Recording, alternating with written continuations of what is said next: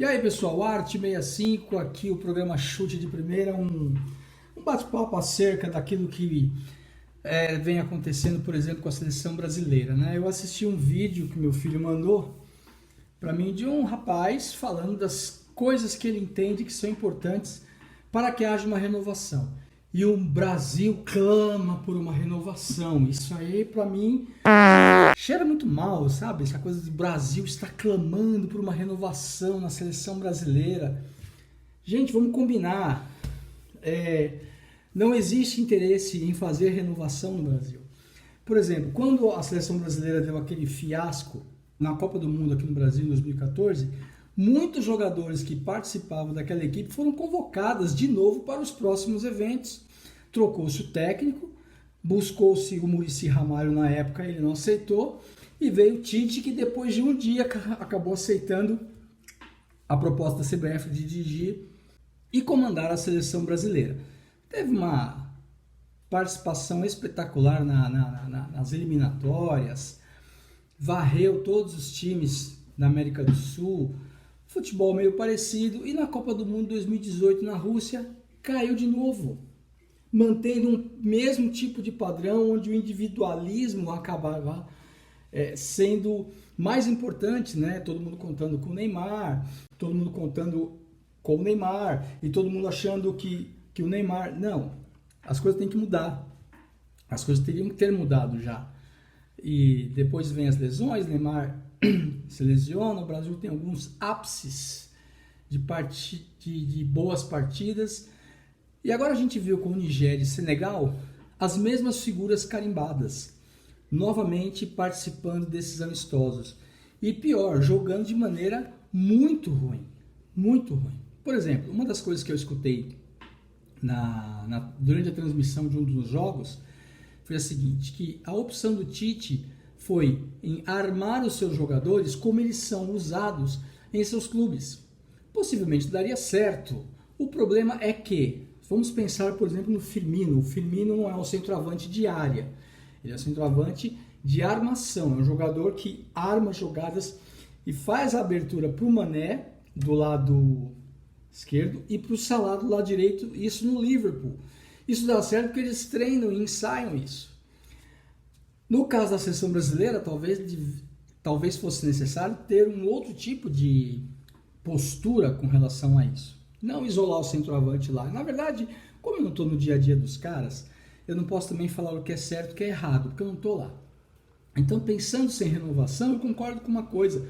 Jogadores que devem ser convocados não poderiam ter mais de 28 anos de idade. E o Brasil está forrado de velharia e contando com jogadores que vão para uma Copa do Mundo e não vão aguentar a correria da Bélgica, não vão aguentar a correria da França, não vão aguentar a correria da Holanda, a Holanda principalmente. Olha o tipo de base que a Holanda tem feito. E eu falo, se esses times se classificarem, lógico, é muito provável, muito possível que eles se classifiquem para a próxima Copa do Mundo. E todo mundo está renovando. Os clubes estão renovando, os clubes estão buscando jogadores mais novos para poder trabalhar com calma e a longo prazo o fim da carreira dos seus medalhões. Isso é uma coisa óbvia, isso é uma coisa que tem que acontecer. Quando a Venezuela foi eliminada das eliminatórias da Copa 2018, eu lembro que eu estava com meu pai assistindo o próximo jogo da Venezuela, que era um jogo para cumprir tabela, e o técnico chamou um monte de garoto entre 18 e 23, 24 anos. Empataram em 0-0, o goleiro não lembro o nome dele, espetacular, 19 anos na época, renovação, nós não temos condições de fazer nada, vamos renovar. E o Brasil mantém as mesmas peças há muito tempo. Então, o que acontece? O Muricy Ramalho não aceitou ser o técnico da seleção brasileira naquela época. O Tite veio, aceitou depois de muita relutância, se vocês lembram da história. Ele se manteve totalmente voltado à seleção. Mas uma coisa que as pessoas estão esquecendo é que não é ele que manda, gente. Não é o técnico que manda. Ah, porque o técnico, ele escalou, ele escolheu. Olha, por favor, eu não estou aqui querendo ser leviano, dizendo que eu sei a verdade. Não tem nada a ver. É só uma questão de pensar. Por que o Dudu, que foi 2 anos seguidos melhor jogador do Campeonato Brasileiro, nunca teve uma oportunidade nessa seleção dirigida pelo Tite. Por quê? Por que o Everton, que é goleiro do Palmeiras, é convocado, mas sempre para ficar, às vezes, como terceira opção? Por que o Jeromel não é titular? O Jeromel é hoje sim um dos maiores zagueiros que esse país tem. E por que esse clamor com o Gabriel Barbosa nesse momento agora? E por que meter o cara na fogueira no jogo contra a Nigéria? Para quê? Faltando menos de 20 minutos. E por que não houve uma mudança assim que o Neymar se contundiu? Por que não vamos experimentar já que é um amistoso? Não, porque existe algo estranho dentro dessa comissão técnica brasileira que insiste em ser brasileira. Se é que vocês me entendem. Então esse padrão de jogo covarde, pragmático, de resultado, é típico dos técnicos brasileiros. Aí você fala assim para mim, Cláudio, mas o Jorge Jesus está fazendo um bom trabalho no Flamengo e é possível que ele seja chamado porque o Brasil está clamando por Jorge Jesus. Jorge Jesus não será técnico da seleção brasileira.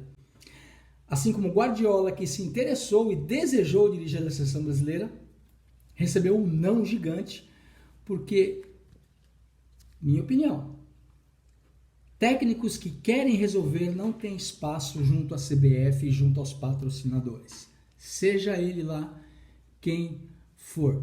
Patrocinadores, empresários, existe toda uma gama de pessoas envolvidas e interessadas nessa coisa chamada seleção brasileira, independente do resultado, não importa o que acontecer.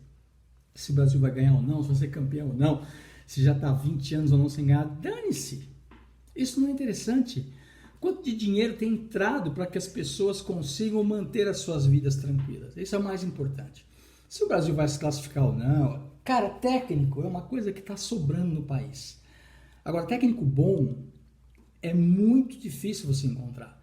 Técnico coerente, técnico responsável, técnico que não vá pegar um resultado de 1-0 na casa adversária e se trancar para evitar que perca. Gente, se eu estou falando de um time pequeno,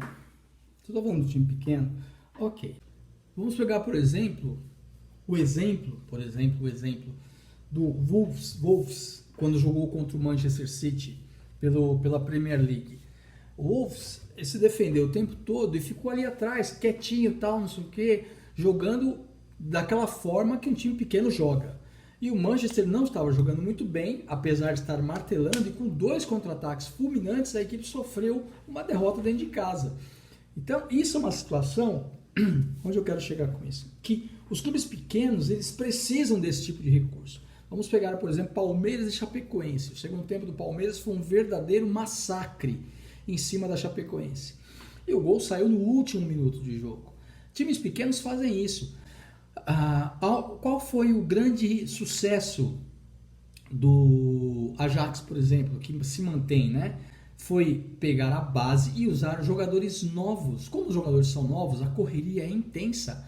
Se bem que o futebol holandês é uma correria intensa o tempo todo, todos os clubes, né? Eles gostam de jogar no 4-3-3, como eu já falei isso aqui. Então essas mudanças e renovações da seleção brasileira não podem acontecer se não houver uma consciência clara do órgão maior, de que é necessário mudar. Não adianta ter os novos técnicos dessa geração, os novos e bons técnicos que estão surgindo aí. Poucos técnicos gostam de futebol jogado. A maioria gosta de retranca, a maioria gosta de segurar o resultado e dizer que 1-0 é 3 pontos. É mais importante 3 pontos. Não estou dizendo que não é importante, isso é importante. Mas você ter um time com as peças que a seleção brasileira pode proporcionar. E mais uma coisa eu digo, sem precisar ser 80%, 90% de jogadores que atuam na Europa. Existem poucas, mas peças boas aqui no Brasil. Poucas, mas existem. E uma coisa que eu fiquei bem pensativo com relação a isso também foi a declaração do Tite, pouco antes do primeiro amistoso contra o Senegal, ele lamentando que o calendário brasileiro era cruel, porque ele tinha que desfalcar os clubes brasileiros. Cara, é só não chamar, meu irmão. É só não chamar. Se é você, Tite, que manda, não precisa chamar. E aí eu volto a dizer, Se você chama, é porque alguém maior está mandando a lista pronta para você apenas ditar na frente dos jornalistas. E eu tenho uma coisa para dizer, cara, não é que eu seja pessimista, não, acho que eu sou um pouco mais realista. Enquanto os órgãos que cuidam do futebol brasileiro se preocuparem apenas consigo mesmos, nós não vamos para lugar nenhum dentro daquele esporte que nós amamos tanto. Valeu! Nós nos vemos aí mais vezes. Um abraço!